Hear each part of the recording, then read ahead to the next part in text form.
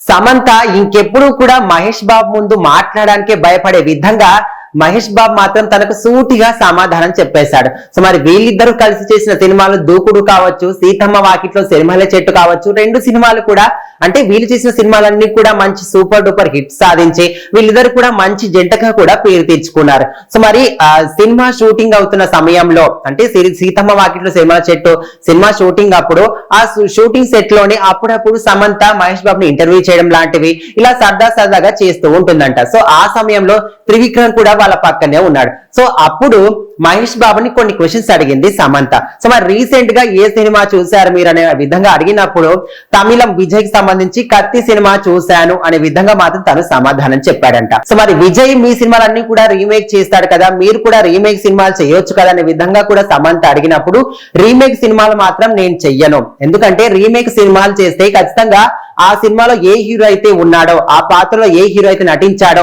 ఆ సినిమా చూస్తున్నంత సేపు కూడా ఆ హీరోని మైండ్ లో కదులుతూ ఉంటాడు, ఆ హీరోని గుర్తుకొస్తూ ఉంటాడు. కాబట్టి ఆ ప్లేస్ లో నేను మాత్రం నన్ను ఊహించుకోలేను, అందుకోసమని నేను మాత్రం రీమేక్ సినిమాలు చెయ్యబోను అనే విధంగా మాత్రం సూటిగా మహేష్ బాబు సమాధానం చెప్పాడు. సో మరి విజయ్ మీ సినిమాలన్నీ కూడా రీమేక్ చేస్తున్నాడు కదా అని అడిగినప్పుడు రీమేక్ చేసే వాళ్ళని నేను ఎప్పుడు కూడా తక్కువ చేసి చూడను, ఎందుకంటే ఎవరి ఒపీనియన్ వాళ్ళది, ఎందుకంటే నాకు రీమేక్ చేస్తే వాళ్ళే గుర్తుకొస్తారనేది నా ప్రాబ్లం. సో నా సినిమాలు వాళ్ళు చేస్తున్నారంటే అది వాళ్ళకి ఇష్టం కాబట్టి చేస్తున్నారు అనే విధంగా మాత్రం తను సూటిగా సమాధానం చెప్పేశాడు. త్రివిక్రమ్ శ్రీనివాస్ తోని మళ్ళీ ఎప్పుడు సినిమా చేయబోతారు, అందులో హీరోయిన్ నేనే కదా అనే విధంగా కూడా అడిగినప్పుడు ఖచ్చితంగా మా ఇద్దరి కాంబినేషన్ లో సినిమా అయితే వస్తుంది, కానీ అందులో హీరోయిన్ నువ్వో కాదో అనే విధంగా మాత్రం తన సమాధానం చెప్పారంట. సో ఈ విధంగా వాళ్ళు ఏ సినిమా చేసినప్పటికీ కూడా షూటింగ్ సమయంలో అప్పుడప్పుడు ఈ విధంగా సరదాగా సమంత మహేష్ బాబుని ఇంటర్వ్యూ చేయడం కానీ ఫన్నీ ఆన్సర్లు, దానికి తను అడిగిన క్వశ్చన్స్ కి మహేష్ బాబు సూటిగా మళ్ళీ నోరెత్తకుండా సమాధానం చెప్పడం